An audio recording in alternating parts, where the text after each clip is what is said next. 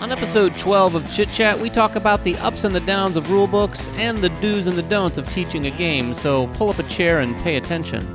Then we'll finish things off by talking about pulsars, samurai, and the edge of darkness. Welcome back to Chit Chat. This is episode 12, if you can believe that. We're going to get right into things this week. We are going to talk about rulebooks. We're going to talk about teaching games, and we're going to keep it short. Just like you should when you're teaching a game. So we got Ryan, we got Gary, myself, and Jeremy, and we're going to dive right in. So let's start with, we're going to talk about rule books, because we've all read rule books. Jeremy, you probably read more than most of us. I do.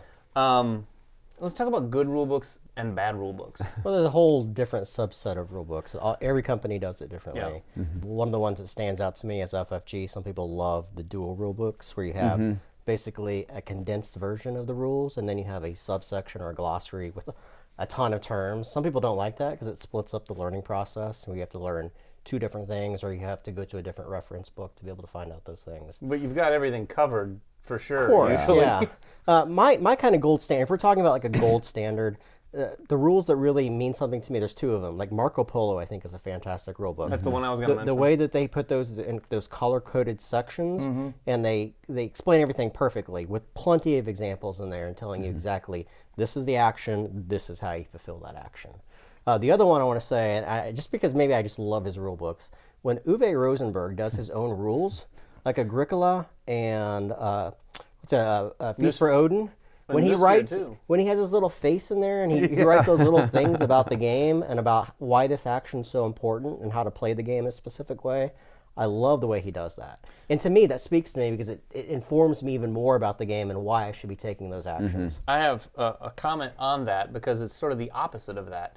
Because a lot of those things that he puts there, he's also jokes around and he's being humorous. And what's nice about that is he usually strictly keeps the humor to those segments. Whereas we've read some rule books where they try to get cute and weave the humor into the rule book. And when I'm really trying to nail it down and figure out how to play, and I'm reading a paragraph and they've tried to make something funny in the middle of it and it's confusing the point that they're trying to make, it's not a good idea. Yeah, right. I mean, the other thing about Rosenberg, too, is he does such a good job of making sure that all the information you need to know about that game is in a subsection of maybe that same part of the end of the rules, and he leaves nothing for chance. Like, if there's a card that you don't know exactly what it says, he will write out verbally every single thing that card does. So you have a great reference in all of his rules that say, this is the card, this is the action that you have to take. Yeah, it almost feels like some of his rule books and some other rule books have been almost like play tested.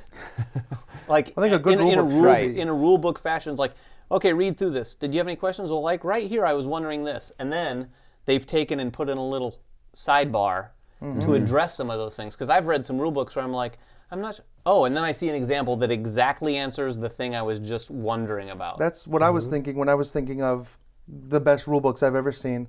For me, the gold standard is a little different. Mine is Blood Rage. And the reason I picked Blood Rage as a go-to is because everything in that rule book is clear, concise, and defined. Every term is defined in there, and they don't use another term. Like, it's not a figure on one page and a unit on another and a troop on page 4. Well, that should be a definite, like, bare minimum for a game. You think so, but I've seen rule books like that where it's like that. A unit. What is a unit? Is this building a unit? Is this? And it's hard sometimes consistency with the verbiage. Right, with the verbiage, and Blood Rage has that with every unit having a specific name of type and only ever referred to by that name, which is great. Right. I like the Days of Wonder rule books, like Yamatai. Oh yeah, think about Five Tribes.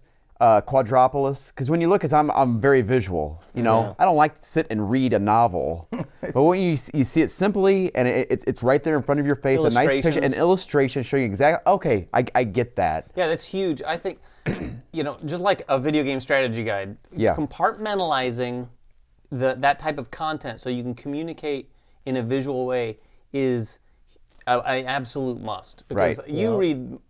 I don't even want to read some of the rule books. Stuff, right? These rule books that are just paragraph upon paragraph. It looks like a college textbook. I can't fathom how those aren't made more visual than they are. It's just too much to read and you need bullet points and numbered lists, things like that really help. It gets harder, especially for us. We do a lot of Kickstarter videos, so when we're pulling a lot of these games that are coming over from foreign countries and they're being translated over to English, so some of that translation gets lost, especially for small publishers. They don't have the budget to go to a secondary person. So what I would warn you, if you're a publisher and you're a small publisher and you don't already know the ins and outs of making a rule book, is find a good translator, number one. Yeah. Also, if you're the designer, don't write the rule book yourself. It's so easy as a designer to get caught up in the mechanics. You already know how the game plays. So when you're trying to teach it to someone else, that's taken for granted. Like even the smallest little minutia of details are taken for granted. Give it to someone who has no experience with the game,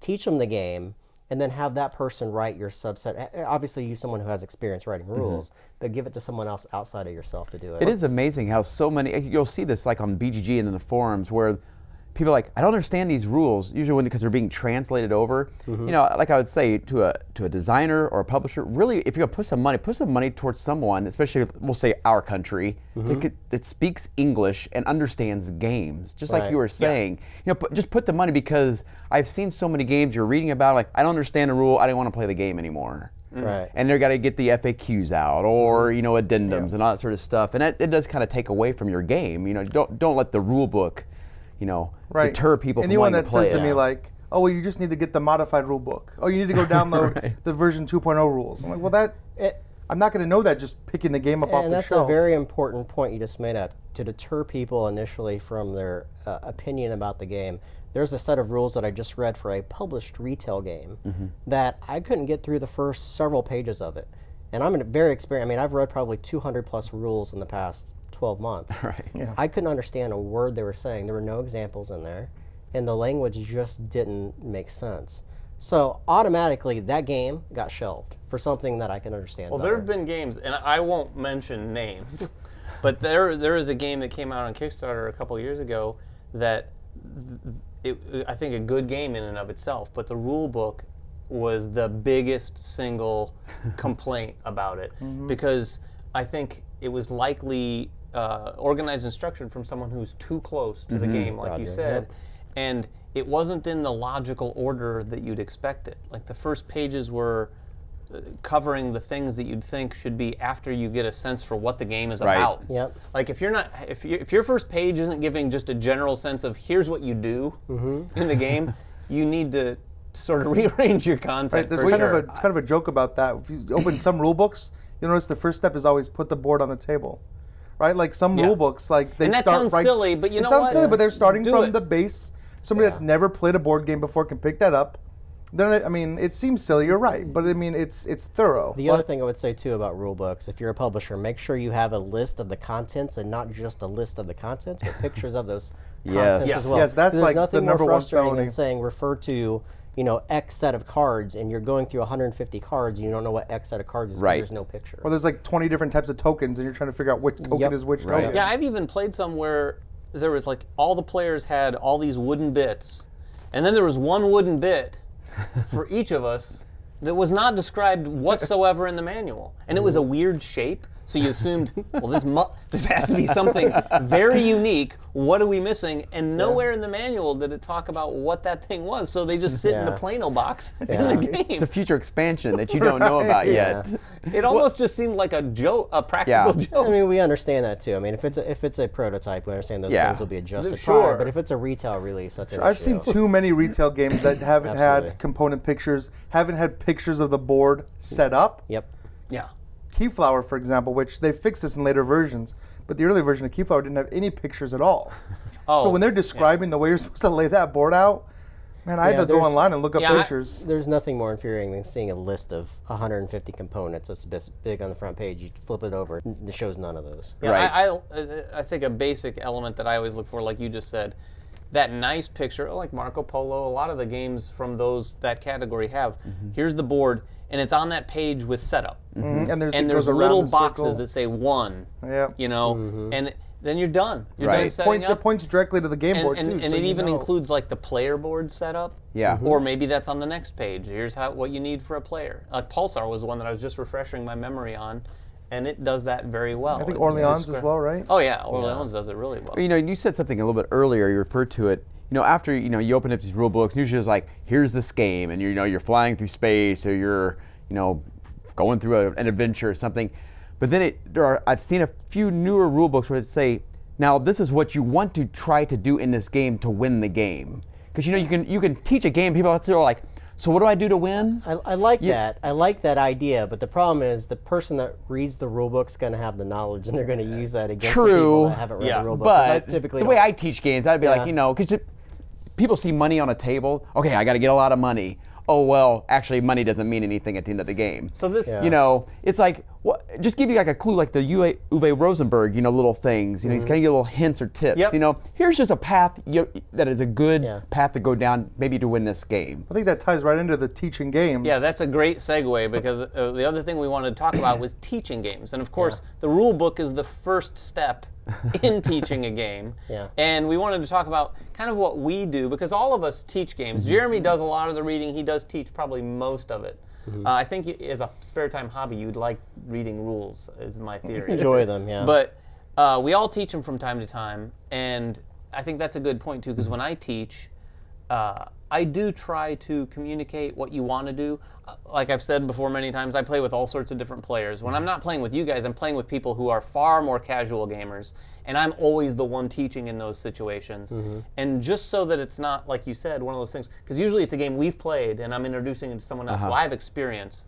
So I want to help put them on the right path at least. Not that I'm any expert, but so that they understand. So not only teaching, here's what you do, but here's the things you want to make sure get a money engine going. Because if you don't have a money engine going in this game, you're going to suffer mid-game. So and you're going to hate the game and not want to play. Well, teaching like anything, whether it's rules or it's teaching in a classroom, if it's teaching in a seminar, you have to engage the audience.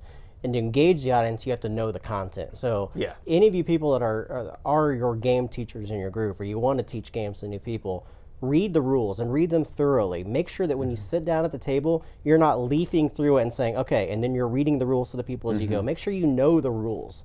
Read it 2 or 3 times. Take notes for the game. There's been many games that are heavy, Euros, Agra is one I can think of, where I came to you guys and I had a 6-page thing of notes, but it helped me teach the game because I was leafing through it and going, this is what happens, this is what happens, this is what happens. And I wasn't going through the rule book, because there becomes a point where there's information overload, and if you are sitting there reading through the rule book as you're teaching it, people start to tune out, and then you've wasted time, and you don't want to spend 30, 40 minutes teaching a game that you can condense down in 10 to 15 minutes if you've prepared yourself prior to it. And that is the optimal scenario for sure. I don't think any of us, I don't know about you guys with some of your other groups, but I do know that I've seen at game stores and conventions a lot of groups that get together and play, and they don't have anyone who's really put in a ton of pre-game investment, where they're opening up a game and learning it on the fly. On the fly, I've done that before. I've done it too, but I'm like you. It is not pleasant to do that. And I've also been a guy teaching, because as many games as we play, when I'm playing with like Alicia, I thoroughly learn it. Because I know that I need to engage her during the rules session, or else she will start not having fun with it. Right. But we all game a lot, so it's a little bit different. And there's been times where I've teaching a game where I've not had all the time to do that. Where I'm like, wait a minute, I gotta reference that and look in the rules. And you're right though. I know I lose you immediately when I do that. Well, I frequent BGG a lot, especially on games that I really enjoy that I want to teach, because I love going to the files and finding people have made even better player aids. That's true. Because they know me at FedEx, Kinko's, because I go there and I laminate these things. And total game nerd. But I have found when I teach a game, look, people will learn when they're having fun. Yeah. And they will be engaged. Yeah. And if you can make it fun for them, like if I can add maybe a little extra player aid, just so here's all the icons. There's a few out here, but here they are right here, just to help you. That helps them, because the last thing you want to do, I like giving strategy when I teach. I'm not so competitive. I feel like I usually lose when I teach games. We've even talked about this before. Yeah. But I always do. But I don't want to just give them all the strategy, because that takes forever. Right. Hey, here's a couple things, go through there, and then I can help as the game goes along. Well, that's part of the joy of any game, is experimenting and finding those paths. Player aids are so important. If you guys have the opportunity, if the game already comes with a nice player aid, use that as a teaching element. Point to those things, and here's phase 1. This is what you're going to do. The steps right here.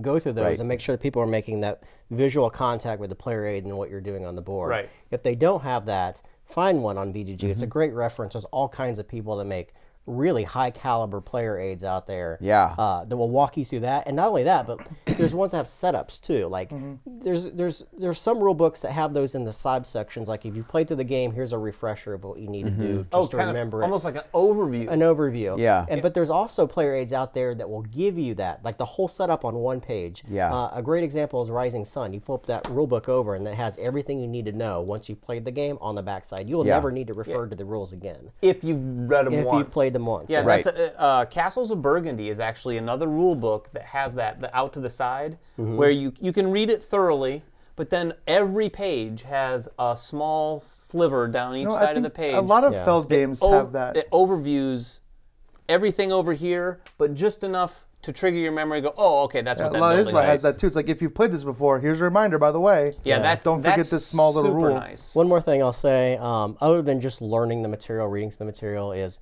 if you have the opportunity, set up the game in front of yourself in a spare time. Yeah. That's a Get great all the point. components out. Make sure you understand the mechanics.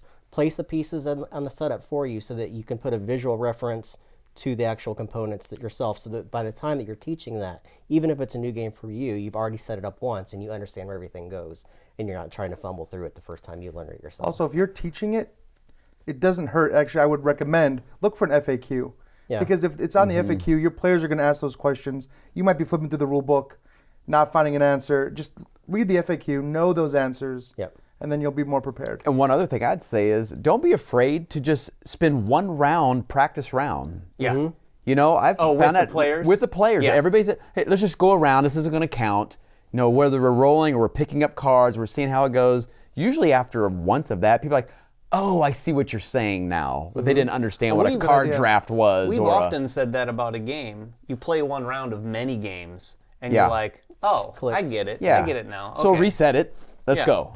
And in some cases, you can even say that, and you'll go through that round, and everyone will be satisfied with what they did enough to where, no, let's just keep this going. That's exactly. fine. We'll go. Yeah. I got one more thing on this, and this is not so much about the rule books or teaching, but it's for the sort of students, if you will, or the other people at the table.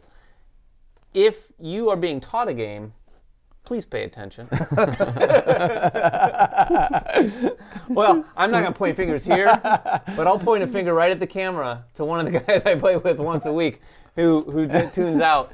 And it's some people just have a hard time because it's too much to take in, and it's like they've decided, okay, there's too much. I'm not going to register this. Right. And they tune out. But at the same time, you know, it's like it's harder to teach when people are tuned out. Well, when you're ready to play, they're like, okay, now what do I do first? Right. We just went over that. The first thing you do is get hit by me. What is this icon? So what have you guys been playing this week? You know what? Well, I've been playing actually a ton of Rising Sun. Just a ton. It seems like out of the woodwork, all these people that I know or friends would be like, oh, you got Rising Sun? Can you bring it, teach it? It's the game du jour. Yeah, I've probably played 6 games of Rising Sun actually since it came out, which is highly unusual for a game that's that big. But have you gotten the rules right yet? I think we're finally at a point, yes. After 3 games? After the first 2, there were some rules instances. You know what that was? I was taught the game first. And then I went through and read the rules, and I still missed one rule by the 3rd game that was fixed for me. And that's not a commentary on the rule book, by the way. It's just Ryan's ability to take the rules. I can't put my finger on why that game is so... Like, that game has a hook on me. It does, though. Personally. It's so good. It's such a good game. It's so... I want to say it's short because it still takes about an hour and a half to get through, but it feels short. Like that's short for that. Most people I've talked to who haven't played it. They're like, I don't know. I'm not into like 3-4 hour games. I'm like, it's not a 3 or 4 hour game. It's like a 90-minute game. And I wish people would quit calling it a negotiation game. This isn't. It's really not. It's not. I mean, it has that part got in aspects. it. It could be a little bit more than we played it. I think that's why people think it's a 3 or 4 hour game. If you wanted to play it that way. Diplomacy. People keep tying it to Right, diplomacy. or like not diplomacy. New Angeles is a negotiation game. That game could take 4 hours. It has aspects, but there's a lot of game there to play. So don't let that deter you if you're thinking. I've won one game, but I can't. I just still keep going back. I can't stop. Well, I think one hook is there's a lot of games that have unique player powers in them, and you get kind of stuck on one player. I want to be that guy. In Rising Sun, I'm about to play it for my 4th time tomorrow, teaching new people, and I want to play somebody else. I want to play a different clan. Every clan I want to is see cool. how it works. I want And to the see cards that come out Oh, are the so cards varied. are just so fun. There's so much variability in that game, too. They add in that Kickstarter. Yeah, if you I've can't never- tell, we've all been playing a little Right, I was Rising gonna say Sun. I've never had even when I played one game where I think I ended like 15 points. That's how bad I played, but I was still having fun the whole I game. wouldn't have fun if I scored 15 points. That's the difference between you and me. Yeah. What have you been playing, Gary? Oh, let's see. So a few things. I kind of like this period that we're having right now. There's not a whole ton of new games come out. Yeah. That's allowed us to kind of go back and keep playing some of these fun ones. So I played with my great friend Julie Azul. We played with my friend Josh. Yeah. We played Santa Maria and Santa Maria, Heaven and Ale. Yeah. They're both good Played that. games. That was so fun. And then, of course, Rising Sun, which I'll be teaching my second group tomorrow night. So Nice. really pumped about that. Though I don't have my copy yet, so I'm playing somebody Still else's. haven't gotten your I copy? haven't got a notification or nothing. So. Wow. Interesting. Come on, Simon. I sold it. Yeah, we accidentally got yours. Sorry. What have you been playing? Well, let's see. I'm going to steal some of our thunder from what we've been playing today because that was Fun. good stuff. But, we played Santa Maria. Trying to think, nothing much over the weekend. I played more Pulsar last week, which I got to say, the more I play that game, the more I wish we'd played it the moment we got that copy of that game last year. And we're going to have a review of that Soon. very soon. Long overdue, but it's going to be up very soon. And then today... We played Rajas of the Ganges, too. Let's mention Oh, that yeah, one. we did play a little played bit it of again? Rajas. Yeah. He and I played it today because we're going to get a review of that up going as well. And we'd only played it once, 2 players. Oh, my gosh. We didn't get all the way through it because we had some other stuff to do, but he was, again, spanking me with this. I think that's what I did to you in that game. Settle down. So, is that why you wanted me to bring up Rajas of the did. Ganges? Okay, Yeah. I get it. That's a fun game. It was brutal. But today, we had some visitors. John and John from AEG were in town, and they brought a handful of games. They brought a really good-looking prototype for Edge of Darkness, a finished production copy of a game called Space Base. Right there, behind you guys. Yeah, Space Base. And then a very early prototype of a game that Gunslinger. they're calling Gunslinger right now. All of which are so vast, and they're all designed by John. All unbelievably They're all different great from one games. another. And I'm going to tell you, we had a blast with all 4, or all 3 of them. And we're not just saying that because they were here visiting.